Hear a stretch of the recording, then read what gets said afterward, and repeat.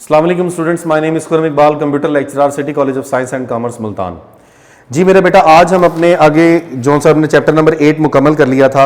अब हम chapter number 9 की तरफ जा रहे हैं कि चैप्टर नंबर 9 की डिस्कशन स्टार्ट करते हैं। तो चैप्टर नंबर 9 में बेटा हम पहले एमसीक्यूज को देखते हैं कि एमसीक्यूज जौन से इसमें हैं वो हम डिस्कस कर लेते हैं। और या पहले हम इस तरह करते हैं, शॉर्ट क्वेश्चन डिस्कस कर लेते हैं, उसके बाद एमसीक्यूज करते हैं, ताकि शॉर्ट क्वेश्चन डिस्कस हो जाएगा, चैप्टर की नाउ हाउ आपके जेहन में आ जाएगी। और फिर हम जब एमसीक्यूज की तरफ जा रहे होंगे तो हम फ़ायदा ये होगा कि आप लोग भी जवाब दे सकेंगे अपने आप में कि हाँ यार इसका जवाब ये बनता है, हमने ये डिस्कस कर लिया है। शॉर्ट क्वेश्चन फ़ायदा ये करते हैं हमारा। यहाँ पर है कि देखिए, राइट एनी 2 रूल्स और नेमिंग वेरिएबल्स। तो यहाँ पर क्वेश्चन नंबर 1 है हमारा शॉर्ट क्वेश्चन में। चैप्टर नंबर हमारा आ जाएगा 9। ठीक हो गया। चैप्टर नंबर 9 का हमारा पहला सवाल है क्या कि right any 2 rules for naming variable. देखिए, हमने रूल्स बताने हैं किसके, for rules of naming variable. तो बेटा यहां पर कानून बताना है कि कौन सा है जो कि वेरिएबल का नाम लिखने के लिए इस्तेमाल हो रहा है। देखिए, वेरिएबल क्या है? वेरिएबल एक ऐसी वैल्यू है या ऐसी मेमोरी लोकेशन है जिसकी हम वैल्यू चेंज कर सकते हैं ड्यूरिंग प्रोग्राम एग्जीक्यूशन। ये तो वेरिएबल की डेफिनेशन होगी। लेकिन उसका नाम रखने के लिए जो हमें कानून फॉलो करना होता है उसमें ये होता है कि पहले तो आप ये देखेंगे कि आपने कोई भी रिजर्व वर्ड इस्तेमाल नहीं करना। रिजर्व वर्ड का मतलब जो नाम या कीवर्ड भी आप कह सकते हैं, कीवर्ड आप इस्तेमाल नहीं कर सकते, जो कोड का हिस्सा है आप वो इस्तेमाल नहीं कर सकते। और स्टार्ट में, नाम के स्टार्ट में स्पेस अलाउ नहीं है, नंबर अलाउ नहीं है स्टार्ट में। जैसे कि नाम है 2x, ये नाम अलाउ नहीं होगा। अगर आप लिखते हैं 3y, नहीं अलाउ। तो इस तरह के नाम नहीं आप रख सकते। तो या नाम में कहीं पर भी स्पेस नहीं दे सकते, x स्पेस y, ये नाम पूरे का पूरा ये भी गलत है, आपको दरमियान में अंडरस्कोर लगाना चाहिए। तो इस तरह से बेटा ये नाम जो उनसे रखने का कानून है उसके कोई से 2 रूल बताने थे सिर्फ हमने। तो ये 2 नंबर का सवाल था। उसके बाद हमारा है differentiate between this and this. 2 data type बताई हैं उसने, उसके दरमियान में उसने कहा है कि एक है कि ए के ऊपर सिंगल कोटेशन लगी हुई है कि इक्वल टू ए, और फिर एंड उसने फिर ये कहा है कि इक्वल टू सिंपल ए। तो यहाँ पर हमने बताना है कि सिंगल कोटेशन में क्या हो रहा है और फिर उसके बाद दूसरी कोटेशन में क्या हो रहा है कि यहाँ पर हम इक्वल टू ए लिख रहे हैं उसे। तो यहाँ पर देखें, पहले तो ये समझ लें कि सिंगल कोटेशन के अंदर हमेशा जो डाटा टाइप आती है वो कौन सी है, वो करैक्टर डाटा टाइप है, यानी करैक्टर वैल्यू है जो कि हम सिंगल कोटेशन में इस्तेमाल करते हैं। फिर उसने सिंपल ए कहा, तो इसका मतलब कि ए क्या है, हो सकता है ए कोई ना कोई मेमोरी लोकेशन हो और इस मेमोरी में कोई ना कोई वैल्यू हो। लेट्स सपोज कि 5 वैल्यू है। अब मैं लिखता हूं जी बी इक्वल टू ए, तो इसका मतलब कि ए की वैल्यू अब किस में जा रही है, बी में जा रही है। तो इसका मतलब बी में भी 5 आ जाएगा। सेम यहां से बी की वैल्यू ट्रांसफर हो जाएगी। तो इसका मतलब यहां पर यह कि वैल्यू ट्रांसफर हो रही है और इसका मतलब यह कि करैक्टर टाइप वैल्यू हम स्टोर कर रहे हैं किसी के अंदर। तो यह डिफरेंस था इन 2 का। और उसके बाद थर्ड नंबर क्वेश्चन है। थर्ड नंबर क्वेश्चन में कह रहा है what is the mean by associativity of operators. देखिए यहां पर एसोसिएटिविटी का बताना है, एसोसिएटिविटी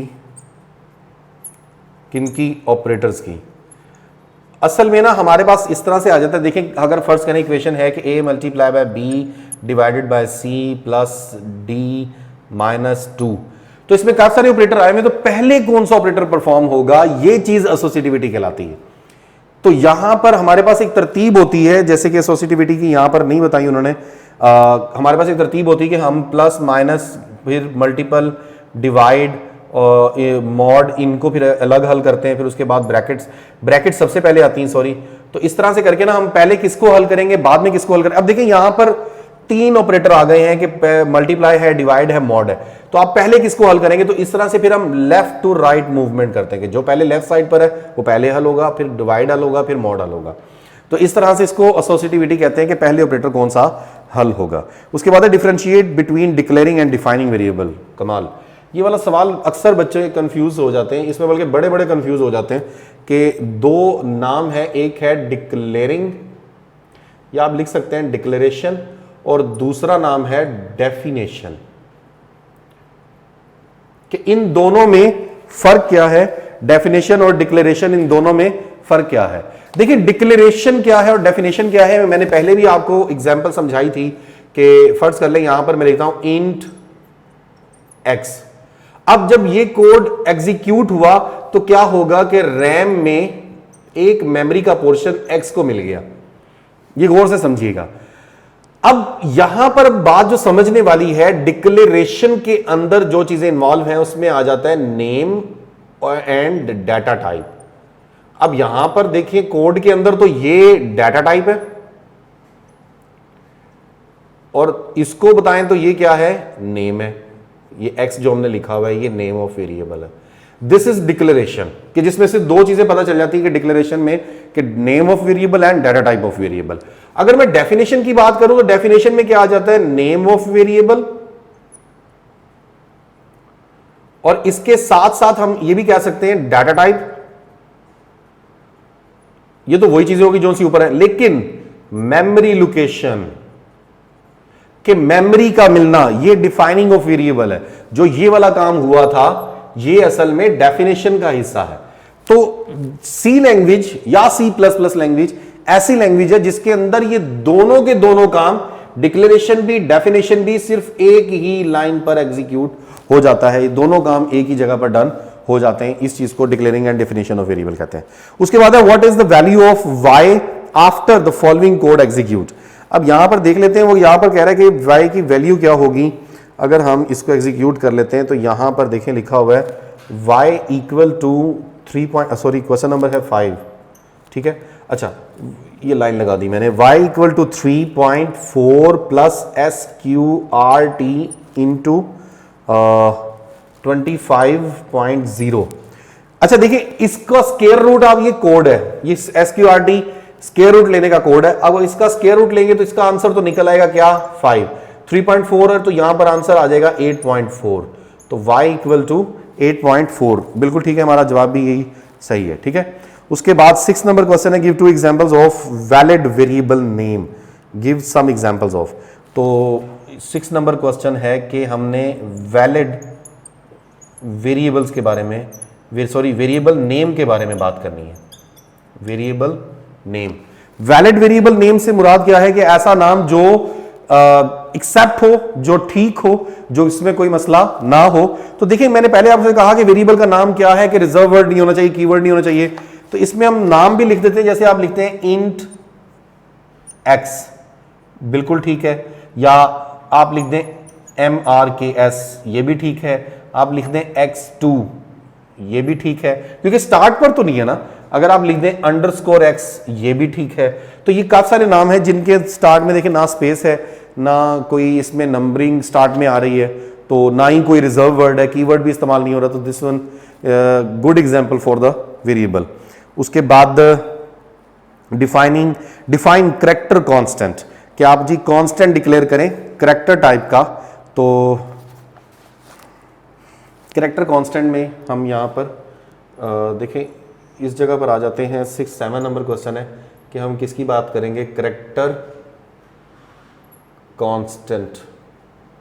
करेक्टर कांस्टेंट से क्या मुराद है, देखिए करेक्टर कांस्टेंट का मतलब ये होता है सिंगल वैल्यू, सिंगल वैल्यू। अब वो 1 भी हो सकता है, उसको सिंगल कोटेशन में लिख देंगे तो वो करेक्टर हो गया। 2 लिखा सिंगल कोटेशन में कर देंगे करेक्टर हो गया। A लिखा सिंगल कोटेशन में कर देंगे करेक्टर हो गया।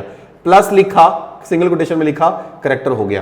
यानी कि हर सिंगल वैल्यू को हम करेक्टर कांस्टेंट कह सकते हैं।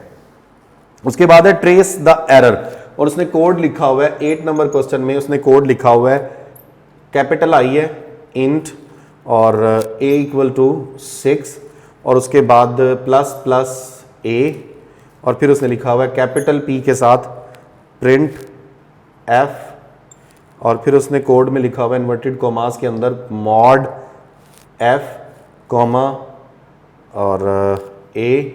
अब देखिए यहां पर 3 एरर है और देखिए यहां पर एक तो ये कैपिटल नहीं लिखना, इसका मसला आ गया। दूसरा यहां पर सेमीकोलन आना था, ठीक है। तीसरा यहां पर भी सेमीकोलन आना था। उसके बाद ये P भी स्मॉल लिखना था, ये कैपिटल लिखना अलाउ नहीं है। तो इस तरह से 4 एरर यहां पर हमने निकाले हैं HR एरर बनते हैं। उसके बाद ये 9 नंबर क्वेश्चन था, 8 नंबर क्वेश्चन हमारा था डिफाइन करेक्टर कॉन्स्टेंट्स। हाँ, ये 9 नंबर क्वेश्चन था, 8 नंबर क्वेश्चन यही था, ठीक है। और वेरिएबल डिस्क्राइब वेरिएबल डिक्लेरेशन। अच्छा, एक सवाल हम पीछे छोड़ गए थे कि वेरिएबल डिक्लेरेशन क्या है। वेरिएबल डिक्लेरेशन क्या है? देखिए, डिक्लेरेशन के बारे में मैं अभी बता चुका हूं कि किसी वेरिएबल को डिक्लेयर करना, उसका तरीका कि आप पहले डाटा टाइप देंगे, स्पेस वेरिएबल का नाम लिखेंगे, फिर semicolon, just like as int x semicolon. ये डाटा टाइप होगी, ये वेरिएबल का नाम, उसके बाद semicolon. This one is a declaration of variable. After this एक रैम में मेमोरी का पोर्शन किसको मिल जाता है? एक्स को। तो ये डिफाइनिंग भी इसके साथ ही डन हो रही है, ठीक हो गया। तो ये था इसके साथ। उसके बाद 10 नंबर क्वेश्चन हमारे पास क्या आएगा?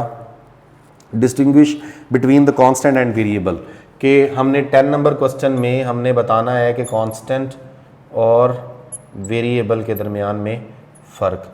देखिए, कांस्टेंट क्या है कि ये भी मेमोरी लोकेशन है, ये भी मेमोरी लोकेशन है। बात ज़हन में रखिएगा कि दोनों में आप यही जिक्र करेंगे, ये दोनों मेमोरी की लोकेशंस हैं, मेमोरी लोकेशन है दोनों के दोनों। तो मेमोरी लोकेशन से मुराद ये नहीं कि हम यहाँ पर कोई ना कोई डाटा स्टोर कर सकते हैं, वैल्यू स्टोर कर सकते हैं। कांस्टेंट में वैल्यू चेंज नहीं होती ड्यूरिंग प्रोग्राम एग्जीक्यूशन, लेकिन वेरिएबल में वैल्यू चेंज हो जाती है during program execution. This is the main difference between the constant and declaration and variable. और होपफुल कि लेक्चर आपके लिए अंडरस्टैंडेबल था, आपने समझा होगा।